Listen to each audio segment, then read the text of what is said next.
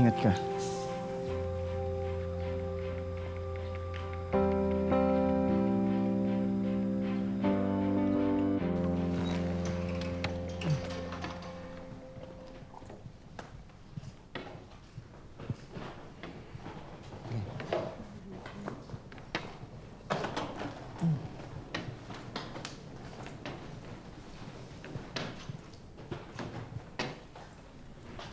Naku anak, magugustuhan mo itong lugar na to.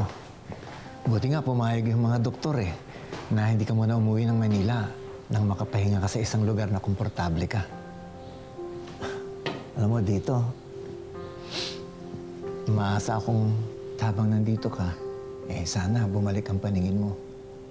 At sa oras na bumalik yan, naku, napakagandang tanawin bubungad sa'yo dito sa resort na to. Siguradong gagaan ang pakiramdam mo.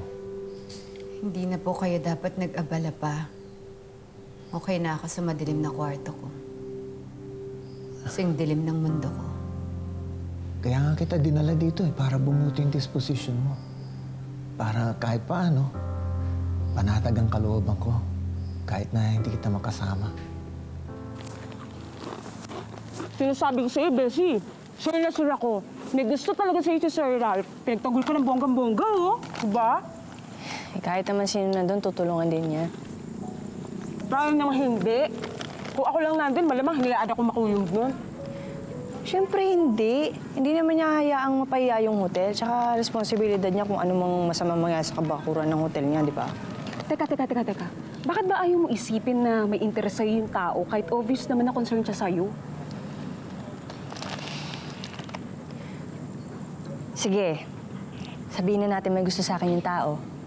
Malamang na-turn off na yun simula nung makita niya kung gaano kagulo yung pamilya ko. Huwag kang alega. Di mo naman tunay na pamilya yun. Tsaka hindi ka pwede i-judge niya kahit na sino base lang sa inaasal nung nanay-nanayon mo at ng carnation na yun. Hindi naman alam ni Sir Ralph yun. So kung ano mang sinabi niya kanina, hindi na ako magtataka kung iiwasan niya ako simula ngayon. Wish ko na lang talaga, Bessie, mahanap mo na yung tunay mong pamilya.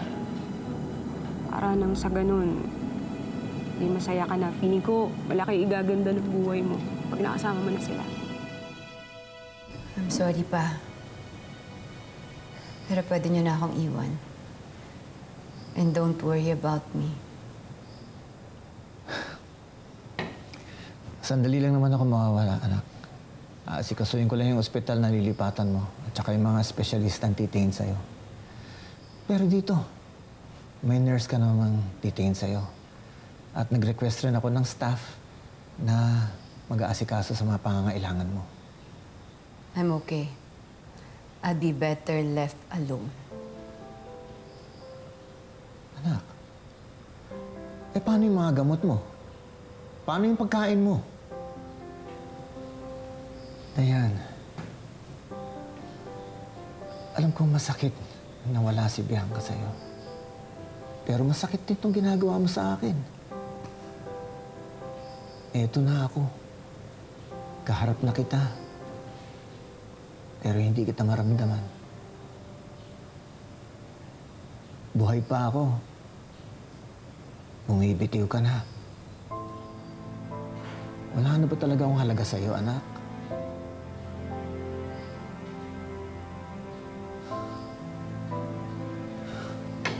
Anak, ikaw na lang ang meron sa buhay ko. Don't let go. Kailangan din kita.